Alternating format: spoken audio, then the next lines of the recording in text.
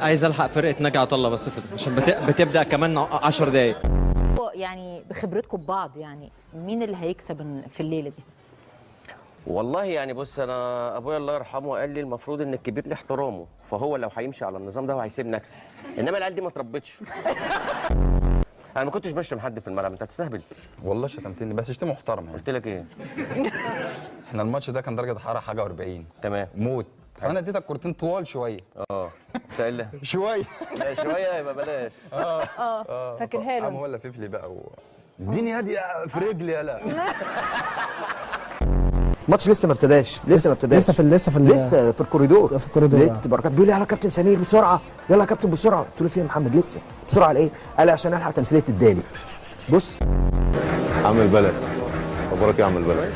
تمام الحمد لله. شدها لك الفتره الجايه ان شاء الله. الماتش ده كان عمال يسخني وانا قاعد على الدكه. طب هو ينفع كده؟ ينفع ان وليد يلعب وانت قاعد جنبي؟ يا عم اسكت، يا عم سيبني. هو اللي قاعد يسخني طول الماتش. في الاخر وقاعدين جوه في اوضه اللبس، فشريف عبد الفضيل الصف فعلا. فبركات قال لي يلا يلا شده، يلا انت لا تقوم تسخن. راح علي كابتن حسام قال له هما بركات سخن. قال لي هو طب هو ده رايح يسخن. قال لي طب وانا يعني ينفع العب باك ليفت وانت قاعد بره؟ ده كده صعب قوي الصراحه. لا انا بالنسبه لعبد الله، انا بطالب قناه الاهلي يعيدوا اللقطه اللي الكره كانت ساقطه لعبد الله وكان عايز يشوطها واتزحلق على ال 18. يا ريت تتعاد مره واثنين وثلاثه علشان نعرف نوعيه اللعيبه اللي دفعنا فيها ملايين عشان